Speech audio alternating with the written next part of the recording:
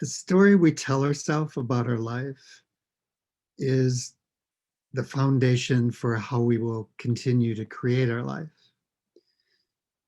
If the story we tell ourselves about our life is what's wrong with our life or why we're broken or some kind of compensatory description of I'm like I am because this thing happened and hence it's compensation for something. If that's the story we tell ourselves about our life, then our life will continue to be compensatory and will be less likely to be all it could be.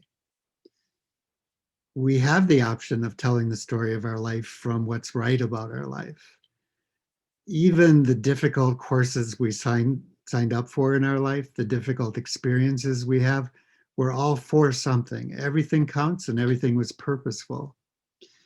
And if we tell the story with the idea and in the context that there was something right about that, even though it was difficult, even though it was there was a certain amount of suffering, let's say, or trauma, that at least that can be redeemed. At the very least, there's a redemption story one can tell about that that says, here's what's right about that, and here's what it can be in service to.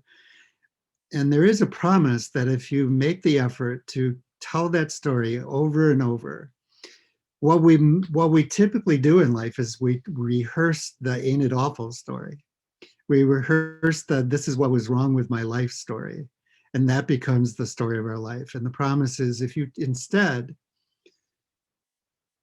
bring your attention and your intention and your life force to up leveling your story, you're not making stuff up, you're not telling untruths, you're just looking at the filter, looking through the filter and in the context of what was right about it and what could be redeemed about it and what is that in service to, what did that prepare you for that would be in service to the world. And you can have that as a practice in which, these things sometimes take practice. You can practice, instead of rehearsing the ain't it awful story, you can rehearse, here's what's right about my life story.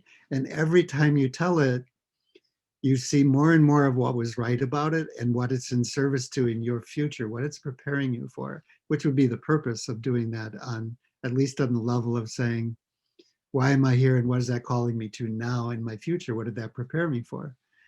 And then it has the added bonus of you start to feel really good about your life.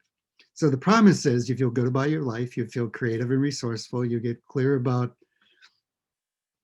all of it was for something, all of it can serve a purpose, and what that purpose might be.